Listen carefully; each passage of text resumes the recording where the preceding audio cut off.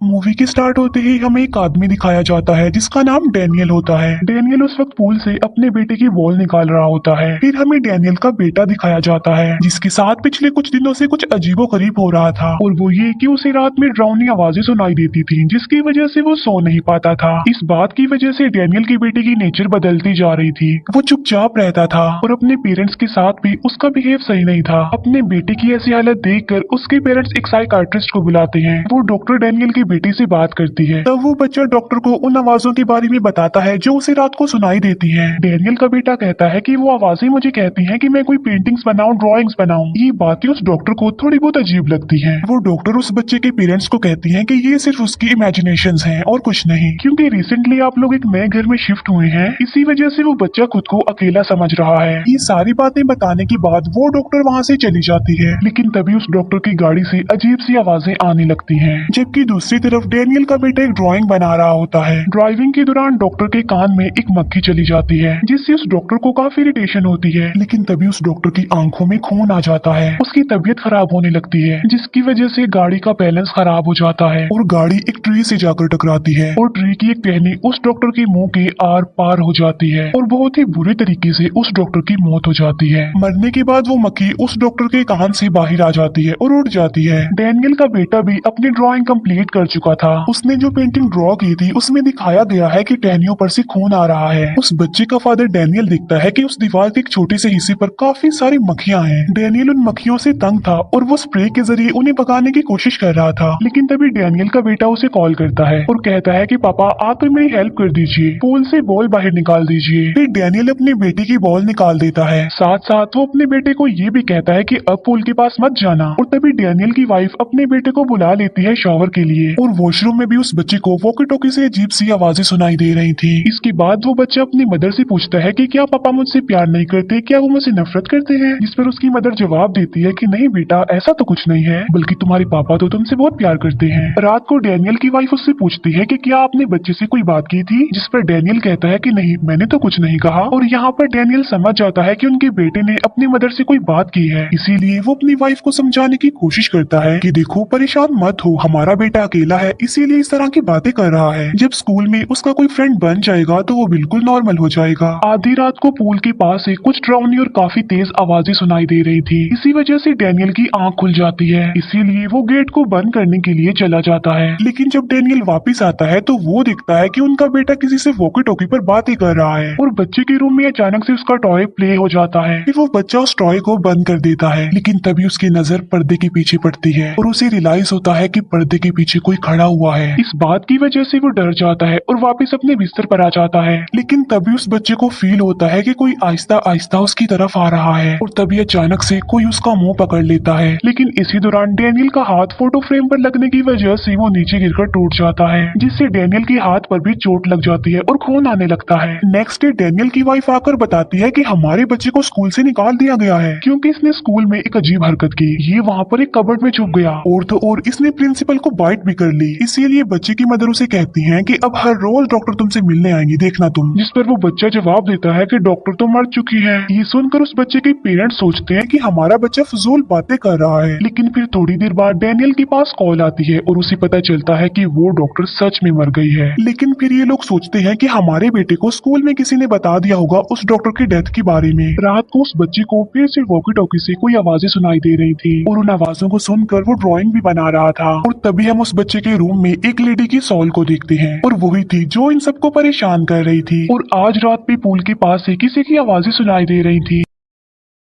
और तब चेक करने के लिए डैनियल बाहर जाता है। उसे बाहर कुछ अजीब फील होता है, इसीलिए वो अपनी गन लेकर जाता है। वहाँ जाकर उसे अपने बेटे के कपड़े मिलते हैं, जिसकी वजह से वो परेशान हो जाता है और पूल की तरफ भागता है। फिर डैनियल की आवाज सुनकर उसकी वाइफ भी उठ जाती है, इसीलिए वो अपने बेटे को चेक करने के लिए उसके रूम में आती है, लेकिन उसे वहाँ पर उसका बेटा नहीं मिलता। फिर डैनियल जब पूल के पास पहुँचता है तो उसे पूल में अपने बेटे की डेड बॉडी तैरती हुई मिलती है। डैनियल जल्दी से अपने बेटे की बॉडी को बाहर निकालता है और उसे पता चलता है कि उसका बेटा मर चुका है। अपने बच्चे को खोकर उसके पेरेंट्स काफी दुखी हो जाते हैं। फिर उस बच्चे की मदर डिसाइड करती है कि वो थोड़े दिन के लिए अपनी मदर के घर चली जाएगी। फिर वो अपना सामान पैक करने लगती है, लेकिन तभी अचानक उसकी नजर पिलो पर पड़ती है जिस पर खून का निशान था। लेकिन वो सोचती है कि डैनियल के हाथ पर जो चोट लगी थी ये उसी खून का निशान होगा। जब डैनियल की वाइफ वहाँ से चली जाती है तब डैनियल वो वीडियोस देख रहा था जब वो लोग यहाँ पर नए नए शिफ्ट हुए थे, और इस घर में आने के बाद उनका बेटा सबसे ज्यादा एक्साइटेड था। ये वीडियो देखकर डैनियल काफी दुखी हो जाता है, लेकिन तभी उसे अपने आस पास से आवाजें सुनाई देती हैं। तब वो टीवी बंद करके वहाँ से बाहर जाने लगता है, लेकिन टीवी अपने आप ही एक बार फिर से ऑन हो जाता है। डैनियल एक बार फिर से टीवी बंद कर देता है। वो बाहर आता है और वॉकी टॉकी पर हेलो बोलता है, लेकिन दूसरी साइड से उसे कोई भी रिस्पॉन्स नहीं मिलता। फिर डैनियल अपनी वाइफ को वॉइस मैसेज भेजता है उसका हालचाल पूछने के लिए, लेकिन वॉइस मैसेज में बहुत ज्यादा शोर था। इसी वजह से डैनियल की वाइफ उसे कॉल करती है और डैनियल से पूछती है कि क्या तुम ठीक हो, क्योंकि तुम्हारी वॉइस मैसेज में अजीबोगरीब आवाजें सुनाई दे रही थी। कॉल बंद होने के बाद डैनियल उस वॉइस मैसेज को सुनता है और इस बार जो वो उसमें सुनता है वो सुनकर वो शॉक्ड रह जाता है। फिर आवाज को ठीक से सुनने के लिए वो उस आवाज को अपने लैपटॉप में अपग्रेड करके सुनता है और इस बार उसे अपने बेटे की आवाज सुनाई देती है जो हेल्प मांग रहा था। और यहाँ पर ये सब कुछ डैनियल को कुछ पैरानॉर्मल लगता है। और अपने बेटे के मरने से पहले डैनियल ने पैरानॉर्मल इन्वेस्टिगेटर का इंटरव्यू देखा था। फिर वो उस पैरानॉर्मल इन्वेस्टिगेटर से मिलने के लिए उसके पास जाता है और उसे अपने घर में होने वाले सारे इंसिडेंट्स के बारे में बताता है और अपने बेटे की आवाजों के बारे में भी। इसीलिए वो उस पैरानॉर्मल इन्वेस्टिगेटर से हेल्प मांगता है। पहले तो वो साफ इनकार कर देता है, लेकिन फिर डैनियल उसे अपनी हेल्प करने के लिए एग्री कर लेता है। फिर वो पैरानॉर्मल इन्वेस्टिगेटर अपनी बेटी को लेकर डैनियल के घर पर आ जाता है और उस पैरानॉर्मल इन्वेस्टिगेटर की बेटी का नाम रूथ था। घर में जाने के बाद रूथ पूरे घर में कैमरा सेटअप कर देती है। फिर सब कुछ सेटअप करने के बाद ये उस घर में आवाजें सुनने की कोशिश करते हैं, लेकिन तभी रूथ को कमरे में कोई बैठा हुआ दिखता है और वो ये बात अपने फादर को बताती है। वो कहती है कि कैमरा में डैनियल आ रहा है, उसे कहेंगे वो बाहर चला जाए। लेकिन रूथ का फादर कहता है कि वो डैनियल नहीं हो सकता क्योंकि डैनियल तो बाहर बैठा हुआ। फिर रूथ का फादर उसे रूम में चेक करने के लिए जाता है, लेकिन उसे वहाँ पर कोई भी नजर नहीं आता। लेकिन तभी उसे अपनी बेटी रूथ की आवाज सुनाई देती है जो अपने फादर को कह रही होती है कि जल्दी उस रूम से बाहर चले जाएं, क्योंकि वो भूत, वो सोल बिल्कुल उसके फादर के पास ही था। लेकिन रूथ के फादर को वहाँ पर कोई भी नजर नहीं आता। फिर थोड़ी देर बाद उसके फादर के हेडफोन में बहुत तेज साउंड पैदा होता है जिससे वो डर जाते हैं, घबरा जाते हैं। ये सब देखने के बाद रूथ के फादर कहते हैं कि यहाँ पर जरूर कुछ पैरानॉर्मल और सुपरनैचुरल हो रहा है, इसीलिए इस बात को चेक करने के लिए हम कल दोबारा से ट्राई करेंगे। रूथ के फादर को रात में रूम के बाहर कोई नजर आता है, इसीलिए वो उसका पीछा करते करते बाहर आ जाते हैं। रूथ के फादर देखते हैं कि वहाँ पर उसकी वाइफ है जो कि मर चुकी थी, इसीलिए वो उसे बात करने की कोशिश करते हैं। लेकिन रूथ की मदर अपने हस्बैंड को बातों में फंसा लेती है और वो उसे खाना भी देती है और वाइन भी, और कहती है कि अब से हम हमेशा के लिए साथ ही रहेंगे। फिर वो एक तेज नाइफ से रूथ के फादर का हाथ काटने लगती है, लेकिन तभी वहाँ पर रूथ आ जाती है और अपने फादर को सेंसेस मिलाती है। होश में आते ही रूथ का फादर देखता है कि वो खुद ही अपना हाथ काट रहा है। दूसरी तरफ हम दिखते हैं कि डैनियल की वाइफ को किसी की कॉल आई है और जब वो उस कॉल को सुनती है तो वो दिखती है कि कॉल पर उसका बेटा है और वो अपनी मदर को कह रहा होता है कि पापा घर पर किसी को ले आए हैं मुझे नुकसान पहुंचाने के लिए। डैनियल की वाइफ उससे पूछती है कि बेटा तुम इस वक्त कहाँ पर हो, जिस पर वो बच्चा जवाब देता है कि मैं अपने बेड के नीचे छुपा हुआ हूँ।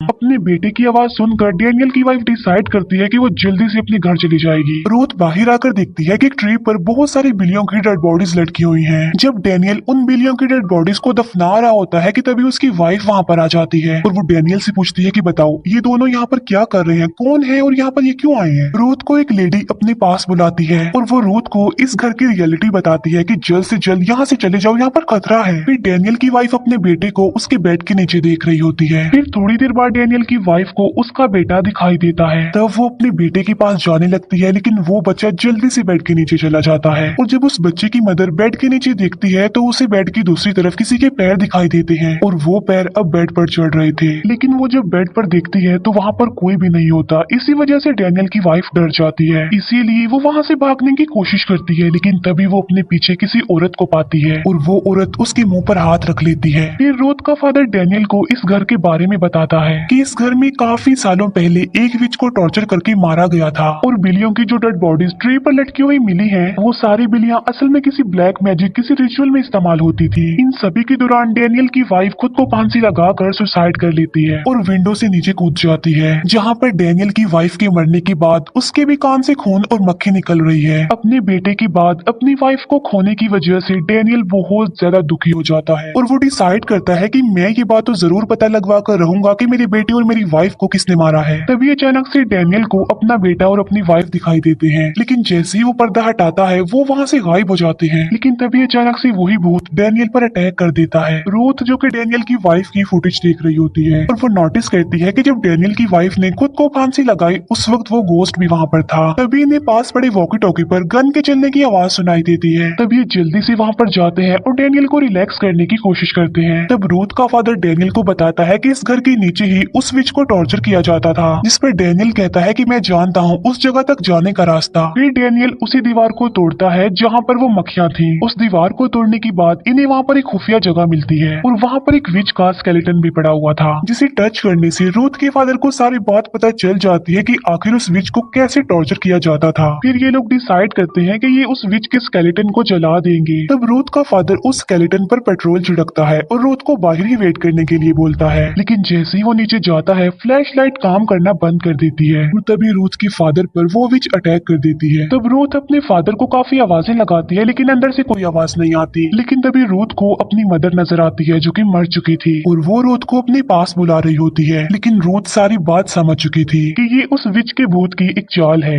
इसीलिए वो अपनी मदर के पास नहीं जाती, जिससे उसकी मदर वहाँ से गायब हो जाती है और बाद में वो विच अपने असली रूप में आकर रूथ को डराने लगती है। डेनियल जो कि पेट्रोल ढूंढ रहा था और तभी उसे उसकी वाइफ और बेटा नजर आते हैं और वो डेनियल से पूछते हैं कि क्या आप हमारे साथ नहीं रहेंगे। ये सुनकर डेनियल उन दोनों को गले लगा लेता है, लेकिन असल में वो उसकी वाइफ और बेटा नहीं थे बल्कि वो विच थी और वो विच को ही गले लगा रहा था और ये विच की एक चाल थी और डेनियल विच की चाल में फंस भी गया था। इसीलिए वो अपने ऊपर पेट्रोल डालने लगता है और खुद को आग लगाने वाला होता है ताकि वो हमेशा के लिए अपनी वाइफ और अपने बेटे के साथ रह सके। रूथ का फादर उस विच के स्केलेटन को जलाने की तैयारियां कर रहा था, लेकिन तभी रूथ वहाँ पर आकर अपने फादर पर अटैक कर देती है और उन्हें ऐसा करने से रोकती है क्योंकि उस विच ने रूथ को पोजेस कर लिया था। लेकिन तभी बिल्कुल ठीक वक्त पर रूथ के फादर उस विच के स्केलेटन पर आग लगाने में कामयाब हो जाते हैं, जिससे रूथ अपने सेंसेस में वापस आ जाती है और अब वो बिल्कुल नॉर्मल हो गई थी और इसके साथ साथ डेनियल भी बच जाता है। अब सब कुछ नॉर्मल हो गया था और डेनियल अपने बेटे की बनाई गई ड्राइंग्स देख रहा था। वो दिखता है कि सबकी मौत का मेथड पहले से ही डिसाइड था कि कोई कैसे मरेगा। एक ड्राइंग देखकर डेनियल को कुछ याद आ जाता है और वो उसी रात को याद करता है जब उसे आवाज सुनाई दी गई थी। उसे याद आता है कि एक मक्खी ने उसे भी पोजेस कर लिया था और उसने ही अपने बेटे को पूल में डुबा कर मार दिया और जब वो सोया तो वो मक्खी उसके कान से निकल गई और खून का एक ड्रॉप उस पिलो पर गिर गया, जिससे उसकी वाइफ उसके हाथ पर लगी चोट का खून समझ रही थी। ये सब जानने के बाद डेनियल को काफी दुख होता है और उसे अपने किए पर अफसोस और पछतावा भी हो रहा था। इसीलिए वो पूल के पास जाता है और खुद को शूट करके मार डालता है और यहाँ पर हम ये जान पाते हैं कि डेनियल के बेटे ने अपनी और अपने फादर की मौत का तरीका पहले ही ड्रॉ कर लिया था। फिर हम देखते हैं कि वही विच डेनियल को देख रही है, इसका मतलब ये है कि वो मरी नहीं जिंदा है, यानी वो लोग उस विच को खत्म नहीं कर पाए। फिर हम रूथ और उसके फादर को देखते हैं जो किसी की फुटेज देख रहे थे जिसमें एक लड़की थी जिसे किसी सोल ने पोजेस कर लिया था, यानी अब ये बाप बेटी उस लड़की की हेल्प करेंगे और इसी के साथ ही ये मूवी यहीं पर एंड हो जाती है। Thank you for watching.